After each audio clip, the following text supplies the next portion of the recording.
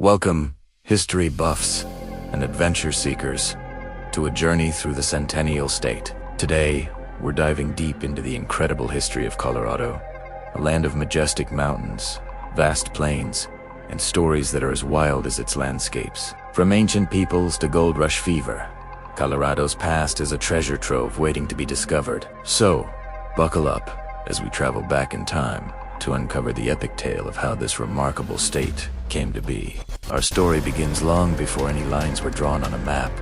Over 13,000 years ago, the first people to call this land home were Paleo-Indians, skilled hunters who followed herds of mammoth and bison across the plains and into the Rocky Mountains. Imagine a world untouched, where the silence was broken only by the wind and the footsteps of these ancient nomads. Archaeologists have found their tools and campsites, like the famous Linden Mire site in northern Colorado, giving us a precious glimpse into their lives. These early inhabitants were incredibly resilient, adapting to a changing climate and landscape.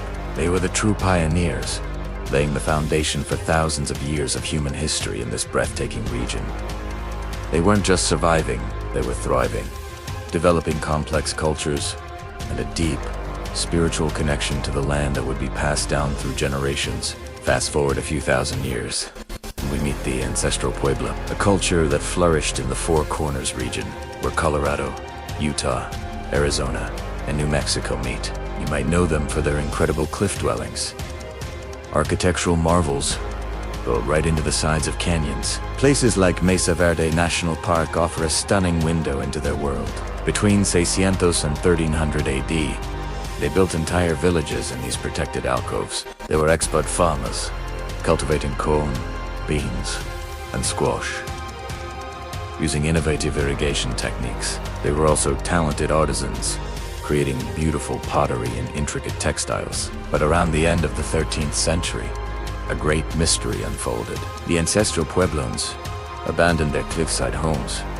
Was it drought, social conflict, or something else entirely? Whatever the reason, they migrated south, and their descendants live on today in the Pueblo communities of New Mexico and Arizona, carrying the legacy of their ingenious ancestors. As the ancestral Puebloans moved south, other native groups came to dominate the Colorado landscape.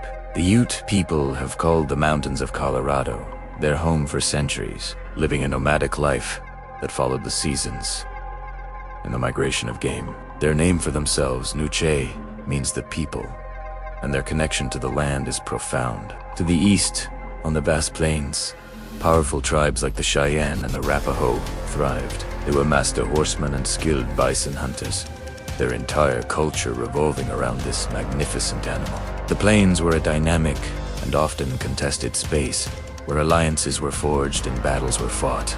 These tribes had rich social structures, vibrant ceremonies, and a deep understanding of the natural world. Their stories, traditions, and resilience are a vital and enduring part of Colorado's identity, a living history that continues to this day. In the 16th century, a new force arrived in the region.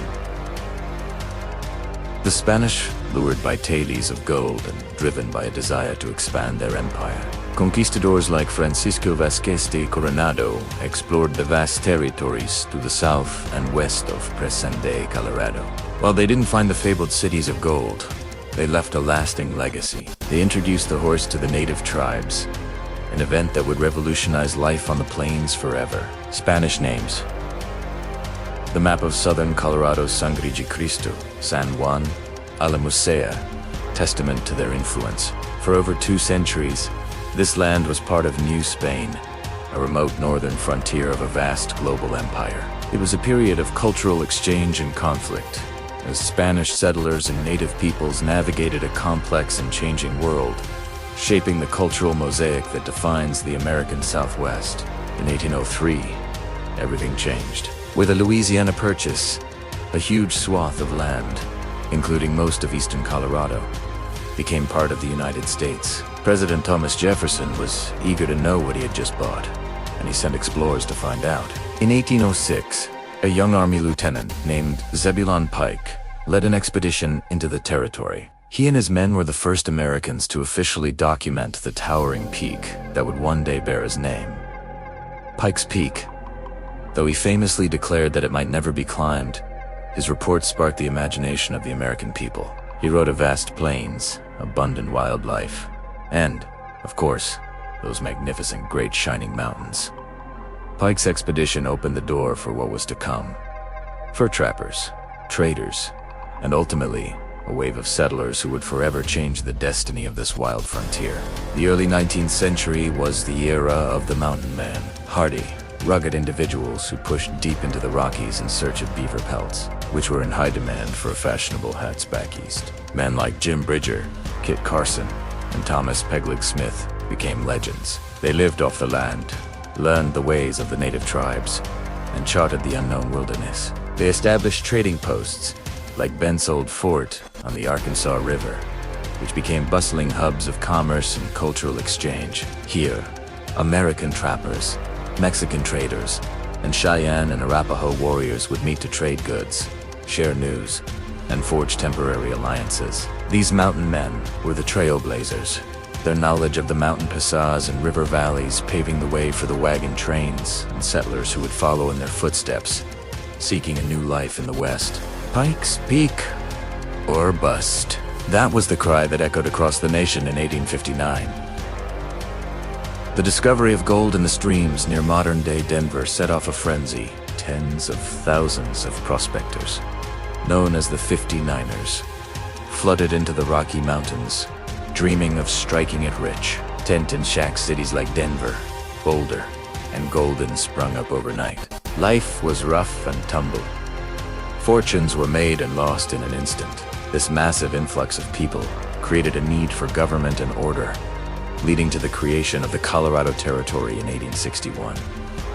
The gold rush wasn't just about individual prospectors panning in creeks. It soon gave way to large-scale industrial mining, with companies blasting tunnels deep into the mountainsides in places like Central City and Black Hawk. This rush for riches laid the economic foundation for the future state, but it also set the stage for intense conflict over land and resources. As miners and settlers poured into Colorado, they came into direct conflict with the Native American tribes who had lived there for generations. Treaties were made and broken, and tensions escalated into violence. The 1864 Sand Creek Massacre stands as one of the darkest chapters in Colorado's history, a brutal attack on a peaceful Cheyenne and Arapaho encampment that left a deep and painful scar. The conflict continued for years as the U.S. Army sought to force the native peoples onto reservations. By the late 1870s, after the final Ute Wars, most of Colorado's native population had been forcibly removed from their ancestral lands. It's a tragic and complex part of our story, a reminder of the devastating human cost of westward expansion and the enduring struggle for justice and recognition faced by Native American communities. Despite the turmoil, Colorado continued to grow. On August 1st, 1876, exactly 100 years after the signing of the Declaration of Independence, Colorado was admitted to the Union as the 38th state, earning it the nickname the Centennial State.